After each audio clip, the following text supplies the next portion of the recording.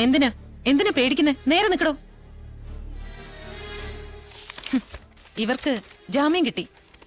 അങ്ങനെ എപ്പോഴും ജയിച്ചാൽ ശരിയാവില്ലല്ലോ. ജാമ്യം എന്ന് പറഞ്ഞാൽ പ്രതികളെ വെറുതെ വിട്ടുകൊണ്ടുള്ള വിധിയാണോ? അങ്ങനെ വല്ല വ്യാഖ്യാനവും പുതുതായിട്ടുണ്ടോ രമണൻ സാറേ? വക്കീലിന്റെ പ്രഖ്യാപനം കേട്ടപ്പോ എനിക്ക് തന്നെ അങ്ങനെ ഒരു സംശയം. അങ്ങനൊന്നും ഇല്ല സാർ. ചിലപ്പോ മാഡം അങ്ങനെ തെറ്റിദ്ധരിച്ച് കാണും. എന്താ രമണൻ സാറേ വക്കീലിന് ദേഷ്യം വരുന്ന കാര്യങ്ങളൊക്കെ പറയുന്നു? നമ്മുടെ വക്കീൽ പണിയിൽ നല്ല പുരോഗതിയുണ്ട്. ഇനി ഇതുപോലെ റൗഡികളും കള്ളന്മാരും തെരുവ് ഗുണ്ടകളും ധാരാളം ഭൗതിയെ തേടി എത്തും ലീഗൽ അഡ്വൈസിന്. പറഞ്ഞാൽ നിങ്ങളെക്കാൾ വലിയ ഗുണ്ട വേറെയില്ല.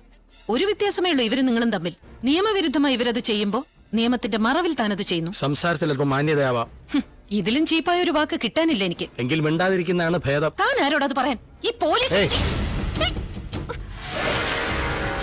നാക്കും അതിൽ നിന്ന് വരുന്ന വാക്കും. Be careful. പക തീർത്തു വന്ന അഹങ്കാരത്തിൽ നിൽക്കുമ്പോൾ ഒന്നും മനസ്സിലാവില്ല. പക്ഷെ പിന്നെ താനെ പഠിക്കും.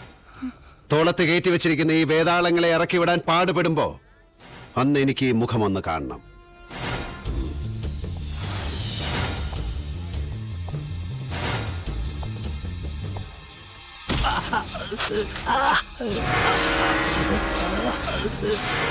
ഇത് കഴിഞ്ഞ് എന്റെ കൈ കിട്ടും. ഇടിച്ചെന്റെ കൂമ്പ് ഞാൻ കളികളയും റാസ്കൽ.